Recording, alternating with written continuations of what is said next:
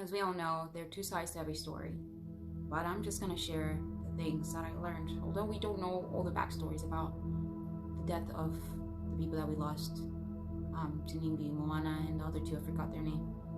But one thing that I learned after I discovered more truth that was coming from so much evidence and so much true, what do you call it? All right, let's just say the truth. I learned so many different things and really realized, I was like, wow, God is really out here speaking to a lot of us. And he's proving a lot of things and telling us a lot of things. And I have a few verses that I just want to share with you guys.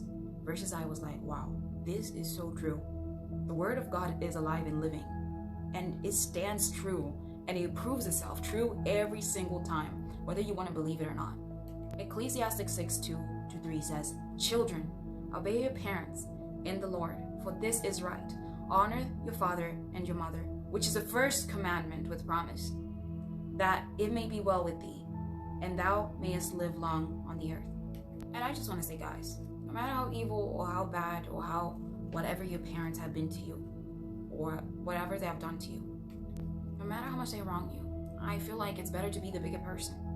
As hard as it is, and as hard as you might not agree with them or their way of living or whatever they say to you, you should still honor them regardless, and just be on good terms as much as you can with them.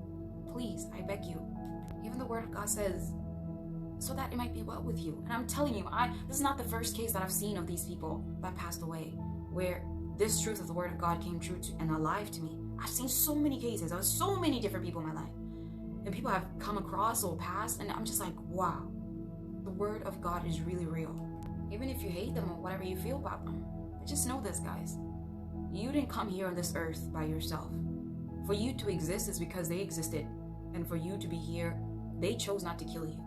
They could have killed you and boarded you, but you're still alive. I mean, I learned a lot of lessons from these people's death, to be honest. So much, but I'm just sharing a few lessons. I truly learned to be content. Be content with your life. Not that I envy them, but I just learned that we should be content.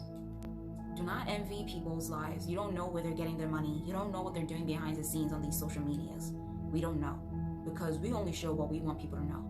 Whether I want to deceive you to believe that, hey, I live an amazing life, I can't, because you don't know what's behind the scenes. But the one biggest thing I learned was this. The Bible never lies. You hear me? I'll repeat that. The Bible does not lie. When it says what it says, surely it will come to pass, and it will justify itself and speak truth to you to know that it is real. Truly, when things like that happened, it really showed to me that the Bible is not just from someone's mind who created it. It truly is the truth. Just like the word of God says when Jesus says, "I am the way, the truth, and the life." Truly, he is the way, he is the truth that will lead to life. Now the truth that came out of their passing led to so many people now to have life, to know that, hey, I need to be content. Hey, I need to live like this. I need to live right for God.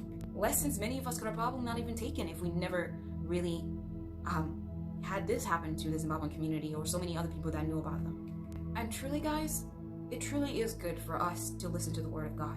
Not the half-truth of it, but all of his truth. Obey God and his word.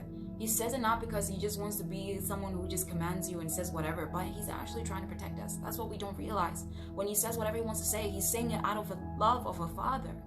But we choose to rebel regardless. To be honest with you guys, to this day, their death shook me. It shook me and woke me up. It shook me so much to the core that I was like, I really cannot just go quiet on this truth. It shook me to be like, Ruth, you just cannot be sharing the word of God and just feel like you just can't share all of it. Of course, I've always been someone who always shares the whole truth of the word of God. I never like to sugarcoat. But I was like, so many people are perishing. It woke me up. It woke me up to be like, yo, I really need to keep staying on this lane of the word of God and living right for God. And forget about all these fun things, clubbing and all these things that everybody wants to do in my generation. I'm not going to be part of that. I've not really been part of that, but I'm still going to stay where I am. And I'm going to go higher than where it was.